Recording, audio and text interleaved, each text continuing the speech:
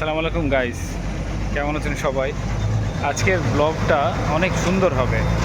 আজকের ব্লগটা আপনারা দেখবেন, আজকের ব্লগটা আপনারা মন দিয়ে দেখবেন এবং খুব ভালোভাবে দেখবেন ভিডিওটা। আজকের ব্লগে অনেক সুন্দর হতে যাচ্ছে গাইস। আমার চ্যানেলটা অবশ্যই সাবস্ক্রাইব করবেন এবং লাইক করবেন, শেয়ার করবেন। গাইস, আমার ভিডিওটা অবশ্যই দেখেন যে কি আছে ভিডিওটার মধ্যে। অনেক ভালো কিছু অপেক্ষা করছি গাইস। আসসালামু আলাইকুম। একদিন মাটির ভিতরে হবে ঘর রে মোহনামা, কেন বাঁধ দালান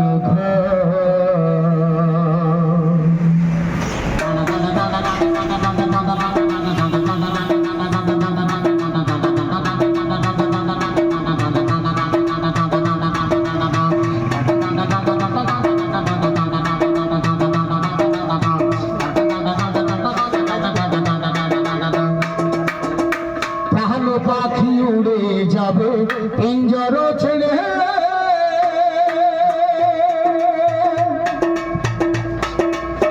ধরা ধামে সবই রবে তুমি যাবে চলে।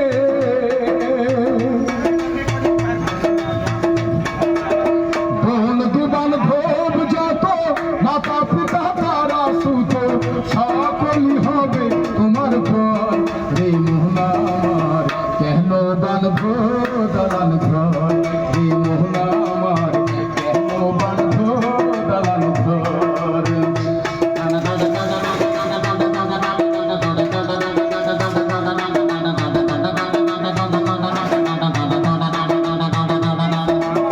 দেহ তোমার চর মোচর বলে পৌঁছে যাবে,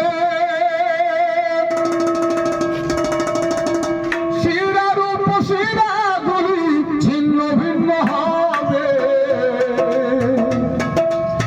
মোহন তুমি বন্ধ সবই হবে খণ্ড খণ্ড, পড়ে রবে মাটি রয়ুফর রে মোহনা আমার, কেন বাঁধ দালান ঘর রে মোহনা আমার, কেন বাঁধ দালান ঘর।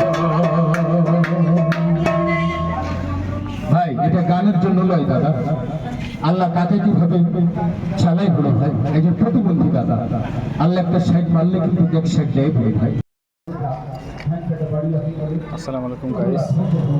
আমরা রাত্রে আমি হাঁটছিলাম, তো রাস্তার পাশে একটা মিজান ভাই নামে একজন প্রতিবন্ধী আছে, যে অনেক সুন্দর গান করে এবং কলস দিয়ে সে মিউজিক করে এবং গান করে। অসাধারণ তার কণ্ঠ এবং অনেক সুন্দর তার কণ্ঠটা।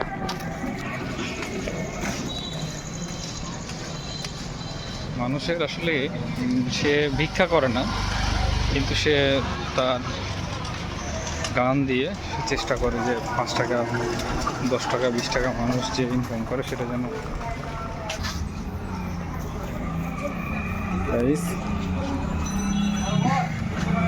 আসলে মানুষ ইনকাম করার জন্য পরিশ্রম করা দরকার। কিন্তু অনেকেই আছে যারা ভিক্ষা করে, কিন্তু সে আমাদেরকে একটা জিনিস দেখাই দিল যে আসলে ইচ্ছা থাকলে উপায় হয়। সে প্রতিবন্ধী হয়েও সে গান গেয়ে টাকা ইনকাম করে, কিন্তু ভিক্ষা করে না। তো গাইস, আমার ভিডিওটা যদি ভালো লাগে লাইক করবেন, শেয়ার করবেন এবং সাবস্ক্রাইব করতে ভুলবেন না আমার চ্যানেলকে। ভালো থাকবেন সবাই এবং ভিডিওটা দেখবেন।